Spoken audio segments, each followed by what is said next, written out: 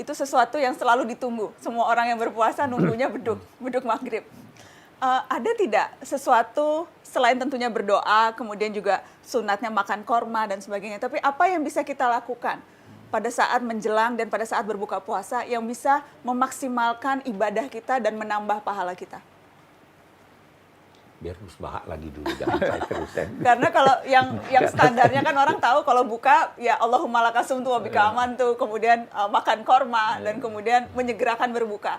Apakah hanya itu atau apa lagi yang bisa kita lakukan, Gus?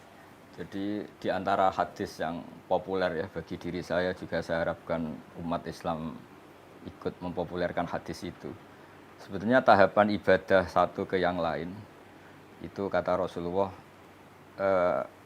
kata beliau, wahai orang Islam absyiru, kamu harus senang, harus bangga. Inna wa ta'ala qad yubahi bikum malaikatahu, Allah sekarang baru membangga-banggakan kalian kepada malaikat-malaikatnya. Yaitu kalian setelah melakukan satu fardu, kewajiban menunggu fardu yang lain. Jadi misalnya terhitung niat, saya misalnya habis sholat subuh, di mata Allah, di pandangan malaikat, ini Bahak sudah melakukan sholat subuh, hidupnya untuk menunggu duhur, duhur untuk menunggu asar. Jadi status kita ini selalu demi kewajibannya Allah. Beda dengan kita misalnya orang kapitalistik kan, dari satu mapan ingin mapan lagi, lebih mapan lagi, sehingga kita sangat materialistik. Nah ini hamba-hamba Allah pilihan ini dari satu fardu, addu faridotan wantadhiru ukhra, dari satu fardu menunggu yang lain. Sehingga saya berharap kalau ngajarin anak-anak saya, bagi yang suka makan, silahkan tetap suka makan. Kamu hari ini tadoruk sama Allah karena lapar dan menunggu rahmat Allah, dibolehkannya makan itu juga rahmat Allah. Sehingga ketika lapar kata Nabi, saya sebagai Nabi kata Rasulullah disediakan semua khazainul ard, tapi saya enggak mau. Walakin aju'u yauman wa asba'u yauman kata. Terus kata Nabi kalau ketika asba'u fa ahmadullah, ketika aja'u fa atadurru ilallah, ketika saya lapar saya akan tadurru, ibadah saya jalur tadurru, jalur merasa lemah sebagai manusia. Ketika saya kenyang, jalur dekat Allah lewat muji Allah, lewat syukur gitu. Artinya saya ingin umat ini gini, ketika lapar, misalnya kita pejabat atau kita kiai besar, ternyata hanya segitu, kalau tidak makan lemes gitu. Betapa dhaifnya kita. Setelah makan kita syukur ya. Saya berharap dari satu kebaikan tadarruk menjadi kebaikan syukur, dari kebaikan syukur ke tadarruk. Jadi betul, bagus. Jadi saya ingin garis bawahi lagi, bagus sekali nih uraian tentang syukur. iya. Selama ini yang populer, tujuan puasa itu takwa. La'allakum tattaqun. Nah, padahal sebenarnya ultimate goalnya itu syukur. Walitukmilul iddata walitukabbirullaha ala ma hadakum wa la'allakum tashkurun. Jadi syukur ini penting. Syukur itu menerima yang sedikit dan menganggapnya banyak. Memberi yang banyak dan menganggapnya sedikit.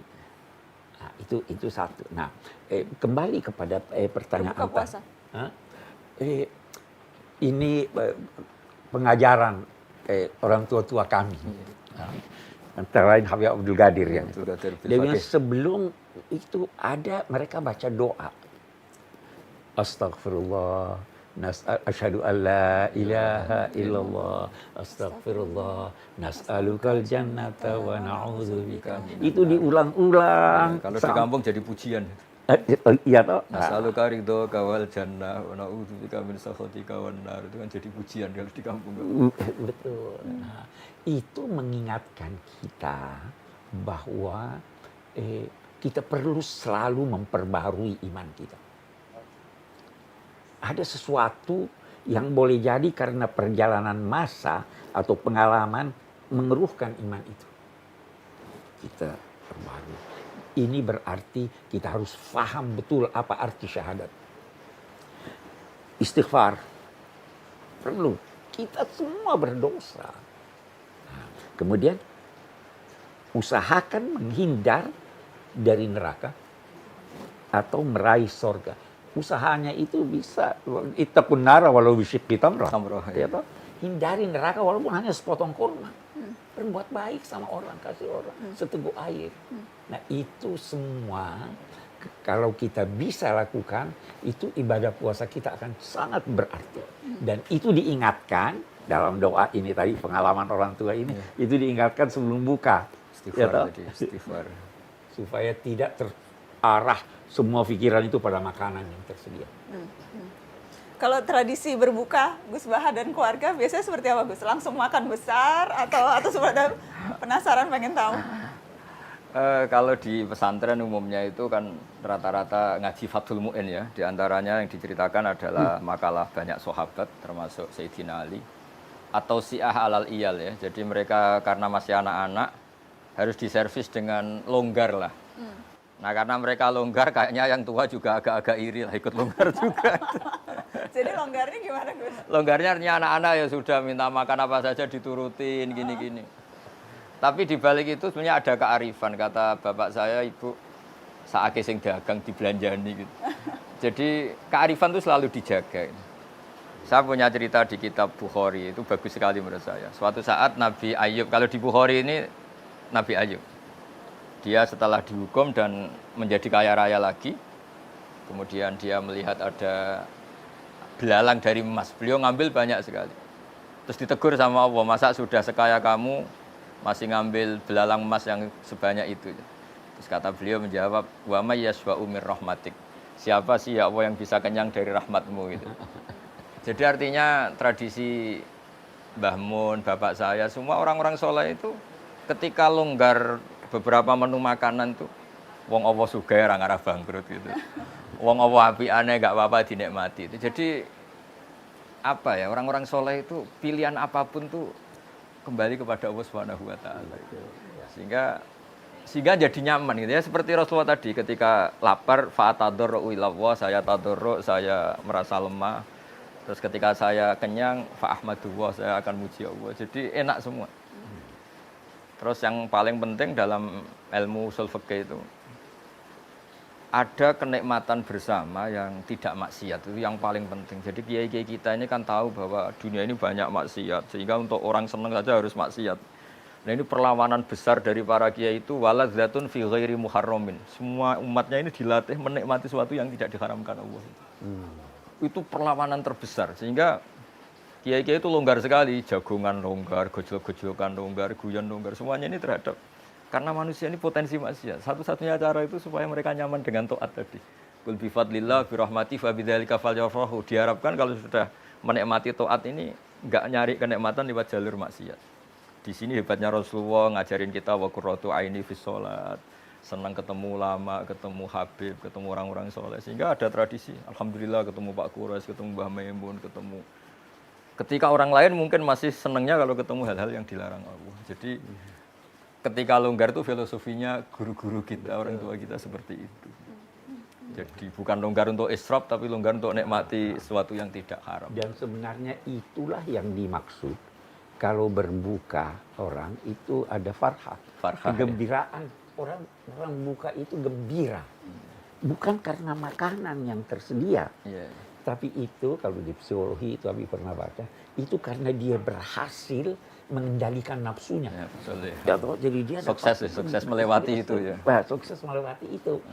Nah, itu yang kita ini ada seorang ulama di Mesir, filosof sekaligus ulama, punya banyak buku, salah satu bukunya kecil. Dia punya ungkapan, makanan yang mewah itu adalah sogokan nafsu, sogokan perut kepada nafsu. Jadi kita disogok katanya. Sebenarnya dia ingin katakan jangan melihat pada makanan, tapi melihat ada kegembiraan. Boleh jadi itu sebabnya ya kegembiraan itu kita bersama keluarga makan bersama, buka bersama dengan orang, itu gembiranya. Ya gembira tidak perlu maksiat tuh yang mahal itu. Ya kita gembira tanpa maksiat. Itu mahal betul itu. Ya. Mahal sekali. Iya. Saya ingat Gus Baha juga sempat bilang lauk terenak lapar gitu ya. Iya betul ya. Dan puasanya orang kaya itu lebih berat dari puasanya orang miskin. Iya betul. Jadi ceritanya gini, Bapak itu pernah ditamuanin orang miskin cerita, puasanya orang miskin itu berat sekali, harus tetap kerja mencangkul gini-gini. Dia kalau puasanya orang kaya enak tidur di rumah sambil santai-santai di rumah baca Quran. Terus Bapak cerita, ini kisah nyata. Kamu nggak pernah jadi orang kaya katanya. Puasanya orang kaya lebih berat. Pagi-pagi ninggalkan makan pecel, siang sedikit rawon, nanti agak sore ninggalkan sate. Jadi yang ditinggalkan banyak. Kalau kamu kan biasa meninggalkan makan. Si miskin ini akhirnya tertawa. Ya sudah ya, sama saja ternyata. Intinya itu dulu pembelajaran supaya yang miskin tidak merasa paling heroik. Betul. Karena yang kaya juga heroik meninggalkan kongkoi-kongkoi di beberapa tempat yang biasa ngemil, biasa makan itu. Jadi itu hebatnya guru-guru kita ya. Kalau ngelatih logika ibadah itu sederhana, tapi orang itu akan ingat itu. Iya, saya tambahkan lagi di sini. Salah satu tujuan puasa itu melakukan perubahan positif. Kita terbiasa ini tadi yang terbiasa makan ini dengan puasa, kita hendaknya jangan melanjutkan kebiasaan itu. Kita terbiasa tidur, bangun, katakanlah sebelum matahari terbit supaya ini. Sekarang kita dibiasakan, bangun sahur, dibiasakan tahajud lah, dibiasakan ini. Jadi puasa itu tujuannya begitu. Perubahan ini perlu ada. Nah, karena itu kembali lagi perlu introspeksi. Perlu introspeksi. Ke pertanyaan tadi yang di awal soal doa berbuka puasa. Jadi pada prinsipnya semua doa bisa? Iya, semua doa bisa. Ada yang diajarkan Nabi atau amalan Nabi yang bisa kita tiru? Itu tergantung dari riwayat-riwayat. Ya, doa itu ada 2 riwayat. Allahumma laka sumtu wa bika aftartu wa ala rizqika aftartu.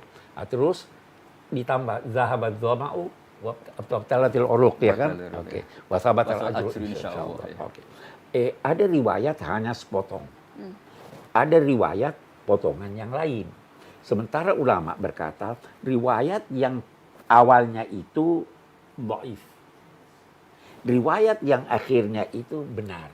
Nah, tapi buat Abi, doa apapun yang menunjukkan kesyukuran kepada Allah Subhanahu wa taala dalam bahasa apapun oke. Tapi kalau ini kita sudah hafal, kita sudah tahu, kita tinggal hayati maknanya. Hayati maknanya. Ya kan? Allahumma laka sumtu. Ya Allah, karena Engkau aku berpuasa. Wa bika amantu, saya percaya padamu. Wa ala rizqika aftartu. Ini rezekimu, ini yang saya peroleh, yang saya makan, yang saya nikmati ini bersumber darimu. Tanamkan aja makna-makna itu.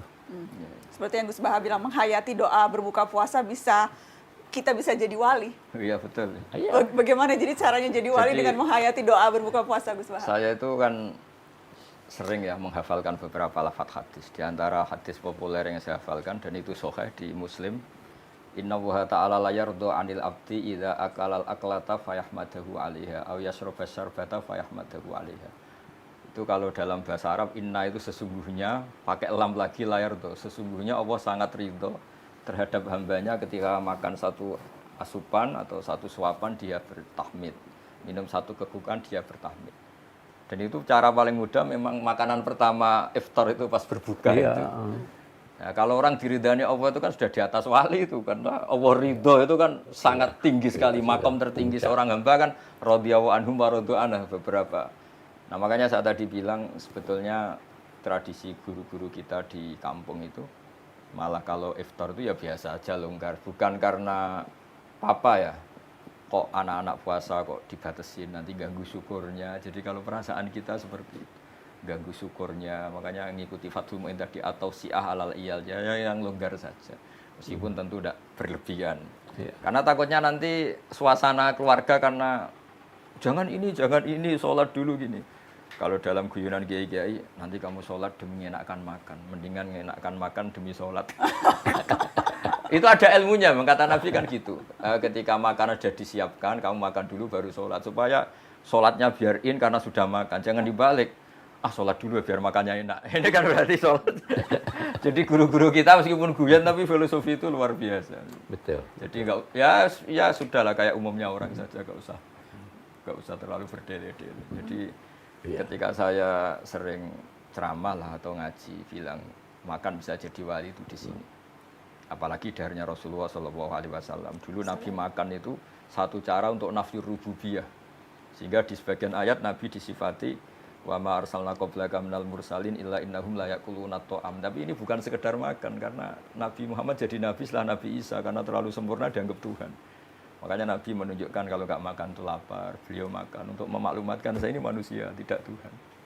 Nah kalau kita dengan puasa jadi begitu, puasa katanya presiden, katanya menteri, katanya ulama besar, nggak makan ternyata loyo, betapa lemahnya saya, ini kan bagus untuk tadarruk tadi. Iya. Nah nilai-nilai itu yang menjadikan ini super tadi ya. Ketika lapar ya ibadahnya super, tadarruk. Ketika makan juga super karena tahmid tadi. Ya, kita berharap